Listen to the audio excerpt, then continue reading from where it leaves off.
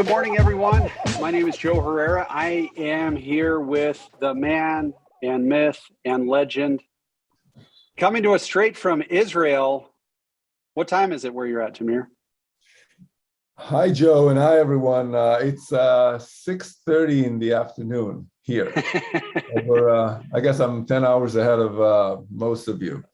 Yeah, Vegas and 9 hours ahead of Utah. Tracy Barber's with us, so you've only got like 6 hours on him. But well, welcome, Tamir. Thanks for joining us. It means a lot. I know a lot of the agents that will be watching this or listening to this are with Real. I think there's a segment of individuals who will tune in that are not, and I think it's. I had no doubt when I reached out to you that you'd be willing to do this, because I think. Of all of the individuals in the real estate industry that I've spent time getting to know, I think you have a desire to be transparent. I think you have a desire to build something amazing. And more than anything, I think you have the desire to improve the lives of every agent.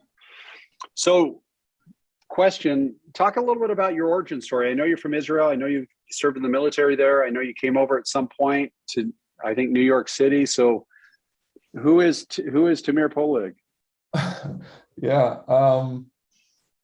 So I was born and raised in Israel, did my military service in Israel. And when I completed it at the age of 21. So in Israel, every boy and girl, when they graduate high school, they go to the military. So boys serve at least 3 years, girls serve 2 years. So at 21, I completed my service. I went to work in construction for 2.5 years. After that, I got a degree in economics, then joined a startup in a junior sales position, doing sales for two different tech companies in Europe for about 5 years. And in 2006, as you said, I actually went to Houston, Texas. And those were kind of the afternoon of that real estate boom in 2006. It was midnight. It was midnight in Vegas in 2006. It was like, yeah. we crashed hard. Yeah. So yeah, it was the end of 2006. But I was flipping single family homes in Houston, and when the economy tanked, I went heavily into multifamily investments and started building my own kind of portfolio, my own property management and construction companies. Ended up selling everything in 2013 because I felt that the market was about to crash again. So I really felt that urge of selling fast and just getting out of there before everything collapses. And I sold. I was happy that I'm smarter than everyone else. And I sat on the sidelines and nothing happened. I think the market continued to. But at that point, I found myself with an interesting mix of real estate experience and technology experience, and I knew that this is what I wanted to do, and that's how Real was born about a year later. So that's a short bio. And by the way, I'm married. I have 4 kids. We're expecting our 5th kid. Congrats! So that probably comes before anything else. Thank you. 100%. Yeah, and I would just a little bit of married advice from an old wise sage like myself. I wouldn't run your wife through the portfolio and what it would be worth today. It's probably not a smart exercise. This portfolio you sold in 2013. It's probably worth a lot of money. So definitely. But in hindsight, all of us are smart. 100%. Yeah. So talk about Real. I think in its inception, it had a concept, and this is one of the misnomers about Real Broker. Real as it currently is an iteration, 18 to 20 months old, but Real in 2014 was a different, or similar mission, but different concept. So talk a little bit about what your original vision was when you created Real Broker. Yeah, I think that the vision is still the same, or the intention is still the same. Yes, it's a whole new company, new people, new market acceptance, new kind of pace that we're growing at. But from the very beginning, we looked at this segment of 1.2 active agents in the US, and we said, this is who we want to dedicate the rest of our lives to. Like, how can we make agents' lives better? Through technology, through service, through economics, through just caring and providing great service. And that's what we set out to do back in 2014. And I still feel that this is what we wake up in the morning today to do. So that has not changed. What did change is that, like any other young company or startup, you iterate, you try, and then you fix, and then you try something different, and you fail, and then you get up again, and you continue to kind of try new things. I'll tell you an interesting story. When we raised our seed round, my co-founder, his brother actually wanted to invest $50,000 in the company. So it was a $900,000 round. He wanted to invest $50,000 after we had the 900 secured. And I said that I'm not in favor of that, because we shouldn't mix family and business. But then I asked one of my the early stage investors for his opinion, and he said something that I will never forget, and this is something that actually helped me throughout the life of Real. He said, if those $50,000 will help us make one more mistake, then we should take it. And at that point, I realized that this is what we're here for. We're here to make mistakes and try and fail, but eventually figure it out. And this is why people are investing in startups, because they trust the team to figure it out eventually, but failing is a part of the process. So yeah, I think that the company went through a lot of phases. It's very easy to look at a company today and say, okay, it's growing very rapidly. It's probably the fastest growing brokerage in the country, maybe one of the fastest growing real estate tech companies in the world. But it wasn't always like that. It happened to us twice that I needed to lay off almost 100% of the people. Like I was almost left alone. And those are difficult moments.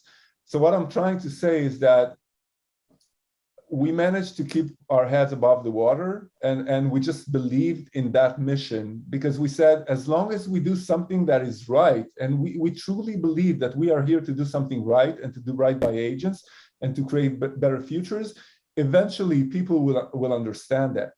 And eventually it will attract more and more people. So let's maybe take the longer route and just believe in our mission instead of going and buying market share, for example.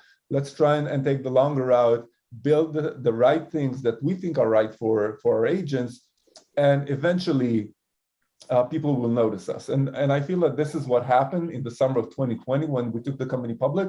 Almost overnight, Real became better known, attracted more agents. We had to hire fast. I think we are now maybe 3 people in the company out of 100 employees. Only 3 have been with the company for more than 24 months. So you can imagine that this is a whole new company, whole new processes, whole new systems, and a whole new way of doing things. But at the core of it, it's the agents. Is how do we build something that is so strong, so compelling, so attractive that everybody will want to be a part of it?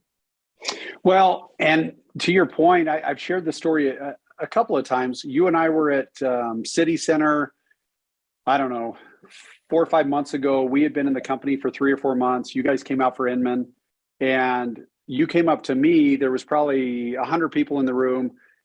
First thing you did was ask about my family, which in my conversations with real estate, influential real estate people, that I don't think I've ever been asked that question. And then the second thing you looked around and you just said, what can we do to help them? Like, what can we do to help every single agent in this room succeed? And it was, to be honest, it was kind of an awkward question, but I think it got to your character because most of the time, these big conversations are, hey man, how are we bringing in ancillary? What coaching program are we building? You know what I mean? Like, it's always, how can these people help us?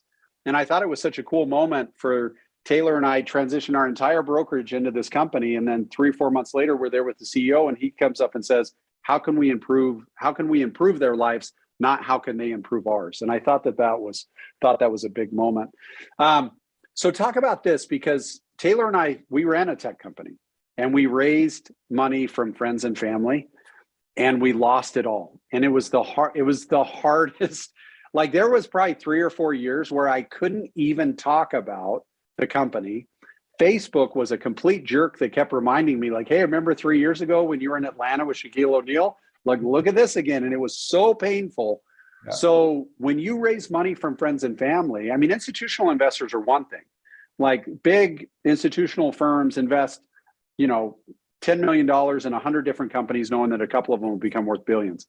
But your family that invests $50,000, your friends, that's a different kind of you feel. So maybe if you can talk about kind of the relationship and the responsibility you feel to the people that took a shot on you early.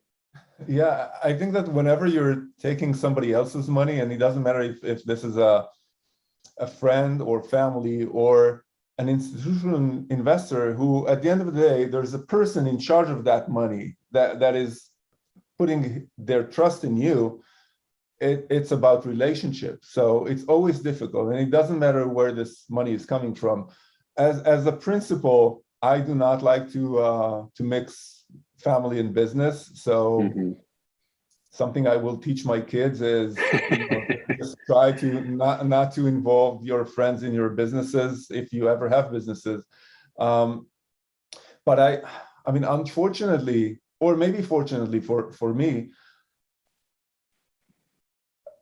I'll tell you another story. Magma Ventures, who invested about $5.5 million into the company, they led our A round back in 2015. At some point, the company was struggling so much that Magma actually wrote off their investment at Real. So they just wrote off $5.5 million. Now, even though those folks are managing somebody else's money, they put that money on me. Like, they believed in me, right, in the team, in the co-founders. And it's just very embarrassing that you're not living up to their expectations, and things are not going according to the plan. So as an entrepreneur, as a leader of a company, you have to have that thick skin, which, I mean, underneath that skin, you can be a very sensitive person and can be extremely hurt by reactions. But you also have to have that thick skin of, okay, if I'm taking that money, there's a good chance that this money will be lost. And what happens then? Now, nothing prepares you to losing somebody else's money. And as you know, it's difficult. But I also think that you have to have the perseverance. And and even if people think that everything is lost, you as a business owner, and agents are business owners, you have to constantly continue and believe that you have the ability to turn things around. And that is probably what sets successful people apart from people that just give up and say, okay, I've come to the end of the road. So my wife loves to tell the story. Early in our dating, I think she probably correctly attributed my self-confidence. She had a hard time placing where it came from, because she was like, your self-confidence doesn't necessarily match up with who you are. And I remember telling her, if I don't believe in myself, how can I expect anyone else to believe in me? Like, just a simple principle. Like, if I don't believe Joe's awesome, how can I expect anyone else to believe that Joe is awesome? So talk about this. You invest, you've made partners now out of almost 5,000 different real estate professionals. I don't know where the official agent count is. It'll be 5,000 soon. And the concept is not we're paying them to belong to the company, or the concept is the agents are the marketing program.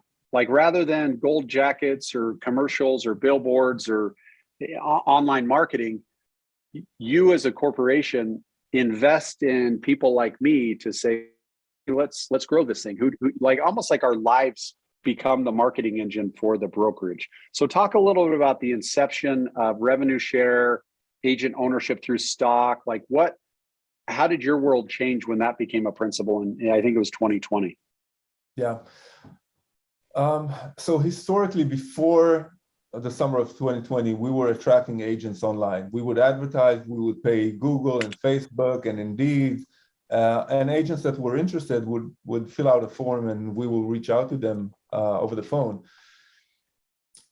Obviously, we were looking at all different alternatives for marketing and for attracting agents. And there's some perception out there in the market that models based on affiliation in real estate, meaning counting on our agents to attract others and rewarding them for that.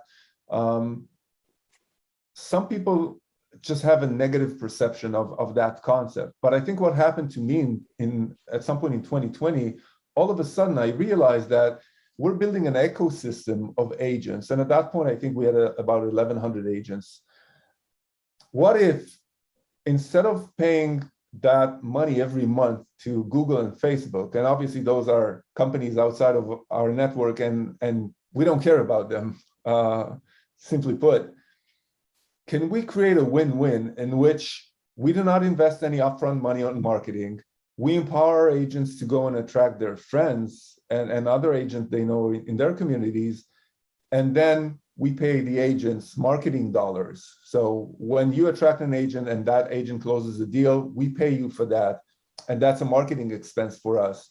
And for me, we just created an ecosystem where the money is staying inside the family. So instead of us spending $500,000 a month paying Google and Facebook, let's pay those marketing dollars to our agents. What could be better than that? So I think at that point, we understood the power of leaving the marketing dollars within the family, within the real community, within the ecosystem. And I think we just created a win-win. I love it. So typically I ask this question of an individual.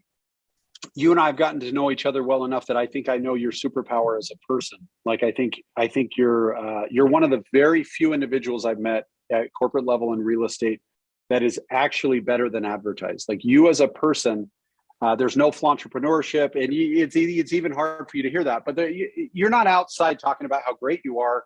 But the deeper we dig and the more time we spend together, I'm like, dude, this he's legit. Like Tamir's a great person. Talk about the superpower, maybe not yours, but of Real. What is Real? If Real was a superhero, like what would we say? This is what Real is fantastic at. This is what Real does very well. This is Real's superpower. Well, thank you very much for all the compliments. The way I see myself is I was put in this place by our agents, and they gave me their confidence and trust to build something together. And I'm just here, serving all of you.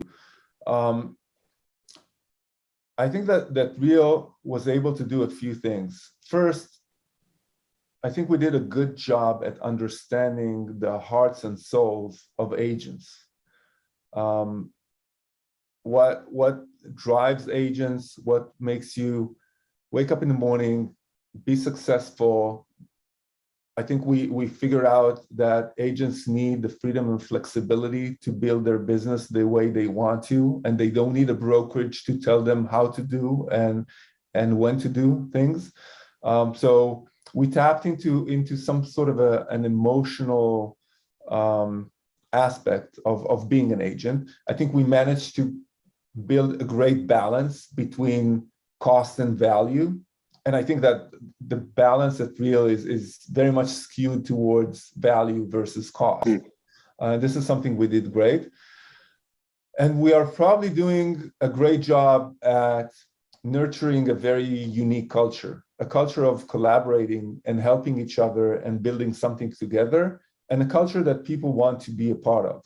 And this doesn't exist in the vast majority of brokerages, especially not in the large ones. Like typically organizations at some point, they only think about profit. Like how can we squeeze more dollars here? How can we make a little bit more profit? But the way we think about this is, as long as we're doing what's best for our agents, eventually the economics will follow. So every decision that's being made about a product, a pricing, hiring, it's always, is this going to benefit with the agents? And if yes, okay, now let's see if it also makes sense for the agents as shareholders in the company. Right. So no, I love that. So my daughter plays volleyball, was up at a volleyball tournament on Saturday, and the court next to her, there was a girl that was probably 6'6". You could tell she was really young because she was still figuring out how a 6'6" body works, right? I don't know what her growth, but she was rail thin. She was playing volleyball.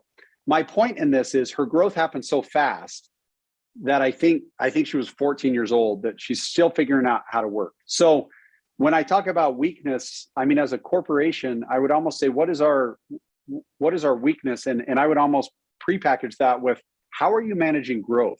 Because one of the issues we have, when we came on board, I think we were state number 35 or 36, Nevada. Now we've got almost every state. We've since expanded into Canada. So what are some of the growing pains, or more importantly, like the growing solutions that we're working on as a company? I know that there's states that want to open, that we're kind of saying like, hey, let's take a minute and make sure we're built right where we are. So what are we doing, or what are some of the challenges that you're seeing as a company with massive growth? Because to 4x your company in 18 months, 5x almost, that's crazy. So yeah. How are you as a corporate team managing growth?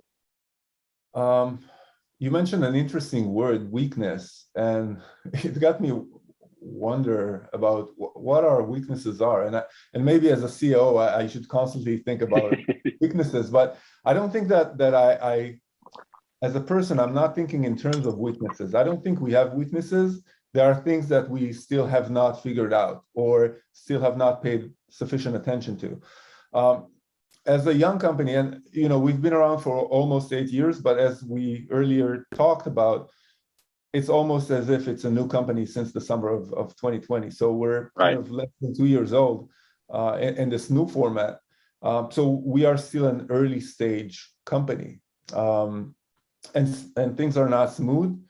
I think there are some markets that we are still struggling to figure out. For example, Canada. Canada was a completely new experience for us. We came with somewhat of a confidence that, hey, we launched 40 states in the US, we can launch another province in Canada, but things are just working differently over there.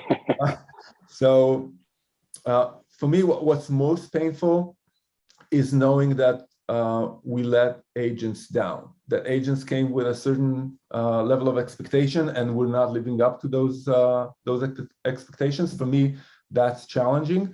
So the things that we are struggling with are probably around that, around living up to the expectations of agents in all markets. And by the way, one of the challenges is creating a unified, coherent experience throughout 44 states and 2 provinces in Canada, because every state is different. And when we're talking about other countries, that adds another layer of complexity. But how can you make sure that an agent in Ontario enjoys the same kind of experience and level of support like somebody in Vegas?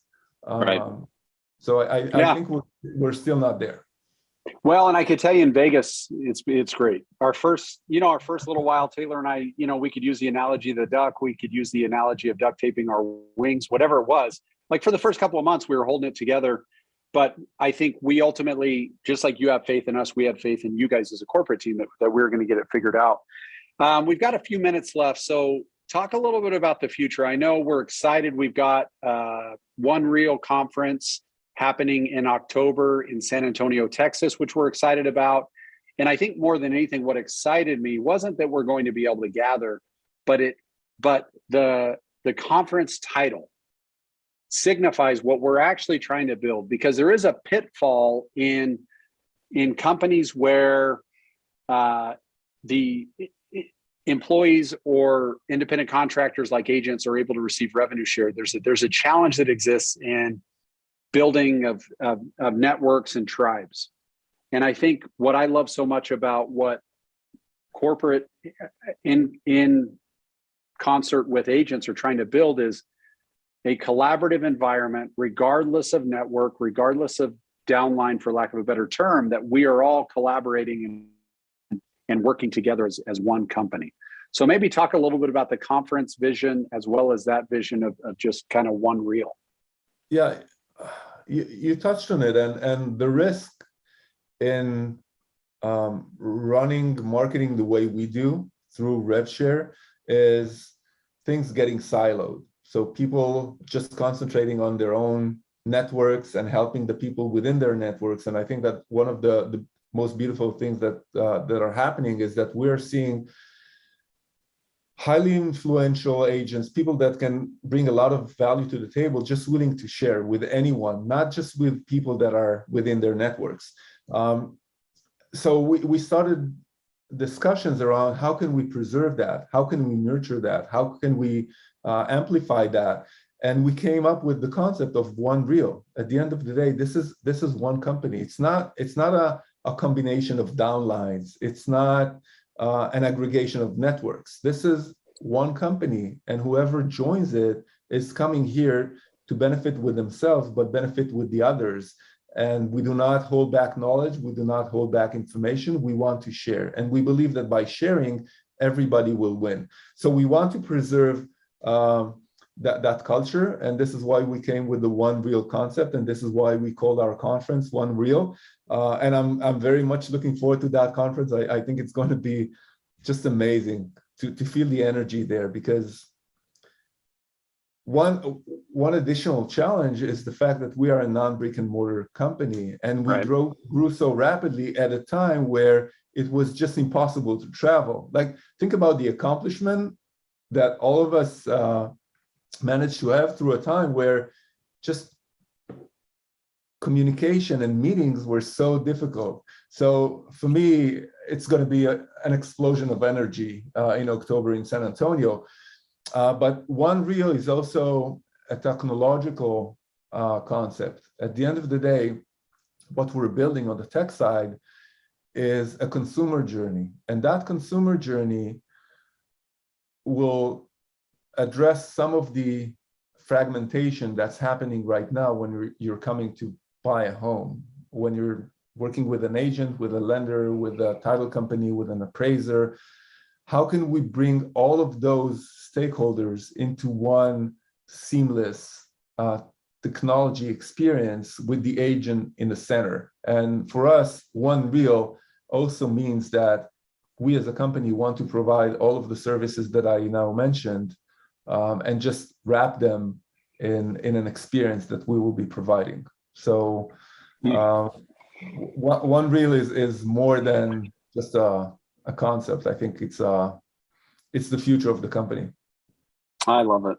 Well, listen, Tamir, we were at Inman, Battle of the Brokerages. I got a tap on my shoulder. First time you and I met in person, we embraced and sat together and listened to, brokerages from across the country talk about how great they are. And it was a cool moment for me to be sitting there with you, knowing that at the time, I don't know, maybe we were at 2,500 agents and the growth was going to be massive. But I think that emotional connection of gathering and being together is powerful for humans. I think the principle of synergy between technologies and companies is powerful, what you're building. And I'm just excited to be a part of it. I'm grateful for your willingness to hop on here. And I look forward to many more chats like this. So thank you very much.